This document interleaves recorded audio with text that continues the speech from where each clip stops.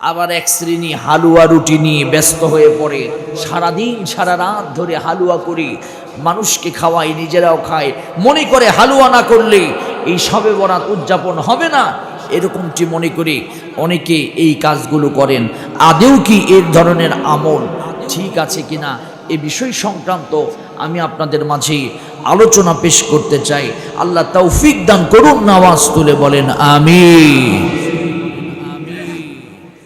আসুন, প্রথম নাম্বার কথা হচ্ছে শবে বরাতের হালুয়া রুটি।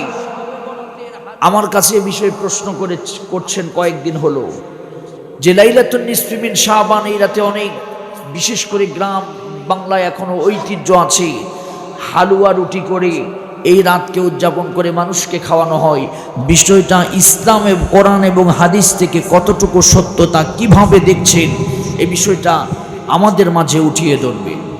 প্রথম কথা হচ্ছে, আমি আপনাদেরকে কয়েকটা হাদিস বলি, এই হাদিসগুলো আপনারা মনোযোগ দিয়ে শুনবেন। প্রথম কথা, হালুয়া রুটি খাওয়ার ব্যাপারে ইসলামে কোনো আপত্তি নাই, তবে নির্দিষ্ট করে এই রাতেই হালুয়া রুটি করতেই হবে, এটাকে যদি কেউ ইবাদত মনে করে সে বিদআত করলো, আর বিদআত করার কারণে সে জাহান্নামে চলে যাবে। আওয়াজ তুলে বলেন নাউযুবিল্লাহ। কারণ আপনি রাসূল করিম সাল্লাল্লাহু আলাইহি ওয়াসাল্লামের কোনো হাদিস দ্বারা প্রমাণিত নয় যে এই রাতেই হালুয়া রুটি করতে হবে। হ্যাঁ, মানুষকে খাবার খাওয়ানো এটি একটি ইবাদত, নিঃসন্দেহে একটি ভালো কাজ হচ্ছে মানুষকে খাবার খাওয়ানো। তবে আপনি যে কোনো রাত্রিতে, যে কোনো দিনে মানুষকে খাবার খাওয়াতে পারেন, এ বিষয়ে কোনো সমস্যা নাই। কিন্তু নির্দিষ্ট করে যদি ভাবেন যে এই রাতেই আপনাকে খাওয়াতে হবে, এটি না করলে গুনাহ হবে, এটি একটা ইবাদত, তাহলে আপনার এই যে খাওয়াচ্ছেন এটা বিদআতে পরিণত হবে। এই পন্থা এই রাত্রিতে রাসূল করিম সাল্লাল্লাহু আলাইহি সাল্লামের জীবন থেকে প্রমাণিত কোনো প্রকারে হালুয়া রুটি রাসূল করিম সাল্লাল্লাহু আলাইহি সাল্লাম নির্দিষ্ট করে ইবাদত মনে করে এ রাতে খান নাই। জোরে বলেন সুবহানাল্লাহ। নির্দিষ্ট ইবাদত মনে করে, এটা একটা ইবাদত অনেকে মনে করে। কিন্তু মানুষকে খাবার খাওয়ানোর ব্যাপারে রাসূল করিম সাল্লাল্লাহু আলাইহি সাল্লাম অসংখ্য হাদিসে বর্ণনা করেছেন। আইল আমাল আফদাল, হে নবী সবচাইতে ভালো আমল কোনটি? রাসূল বললেন আতঈমুত তাআম, মানুষকে খাবার খাওয়ানো। জোরে বলেন সুবহানাল্লাহ, আর জোরে বলেন সুবহানাল্লাহ। আল্লাহ রাব্বুল আলামিন কোরআন শরীফে মানুষকে খাবার খাওয়ানোর ব্যাপারে আল্লাহ পাক সুন্দর করে জানায়া দিয়েছেন, ওয়া তুতঈমুনা আত-তাআমান আলা হুব্বিহি মিসকিনান ওয়া ইয়াতীমান ওয়া আসীরা ইন্নামা তুতঈমুকুম লিওয়াজহিল্লাহি লা নুরিদু মিনকুম জাযাআন ওয়ালা শুকুরা।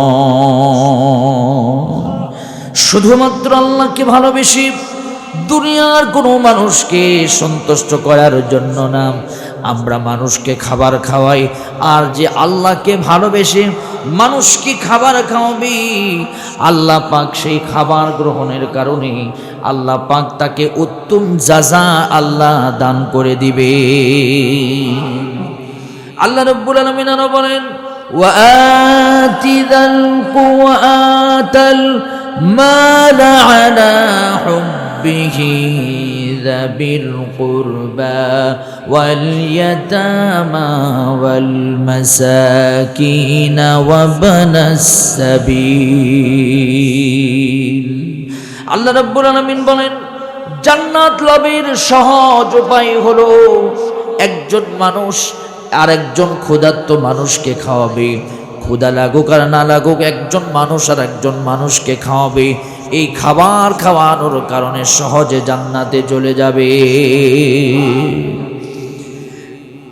ইসলামের উত্তম আমল হলো, সুইলান নবী সাল্লাল্লাহু আলাইহি সাল্লাম, একজন লোক নবীকে জিজ্ঞাসা করলেন, আইল ইসলামি খায়রান, ইসলামের সব চাইতে উত্তম আমল কোনটি?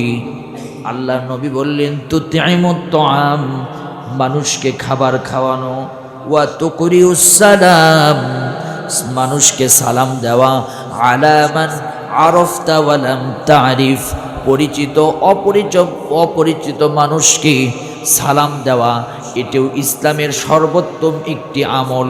আর সর্বোত্তম আমলের ভিতরে তুতিমুত তাআম, মানুষকে খাবার খাওয়ানো। জোরে বলেন সুবহানাল্লাহ। বিভিন্ন হাদিসে বিভিন্নভাবে বর্ণনা করা হয়েছে, কোথাও নামাজের কথা, কোথাও খাবারের কথা। উত্তম আমল হচ্ছে এই হাদিসে বলেছে তুতিমুত তাআম, মানুষকে খাবার খাওয়ানো। নিঃসন্দেহে মানুষকে খাবার খাওয়ানো এটি একটি ভালো আমল। সহজে জান্নাত লাভের 4টি উপায় আল্লাহর নবী বলেন, ইয়া আইয়ুহান নাস, হে মানুষ সকল। প্রথম নাম্বার সহজে জান্নাতে যাওয়ার আমল হলো আফশুস সালাম বাইনাকুম, একে অপরের মাঝে সালাম দিবে। 2 নাম্বার হলো ওয়া তুতিমুত তাআম, মানুষকে খাবার খাওয়াবে। 3 নাম্বার হলো ওয়াসিলুল আরহাম, আত্মীয়তার সম্পর্ক বজায় রাখবে। 4 নাম্বার হলো ওয়াসাল্লু বিল্লাইলি ওয়ান নাসি নিয়াম, তোমরা যখন রাত হবে, গভীর রাত, তখন তোমরা নামাজে দাঁড়িয়ে যাবে, অর্থাৎ তাহাজ্জুদের নামাজ। এই 4টা কাজ যদি করতে পারো, তাদখুলুল জান্নাতা বিসালাম, আল্লাহ নিরাপদে বান্দাকে জান্নাতে দিবে। তার ভিতরে অন্যতম একটি হচ্ছে তুতিমুত তাআম, মানুষকে খাবার খাওয়ানো। তাহলে বলেন তো, মানুষকে খাবার খাওয়ানো একটি মহৎ গুণ। জোরে বলেন সুবহানাল্লাহ।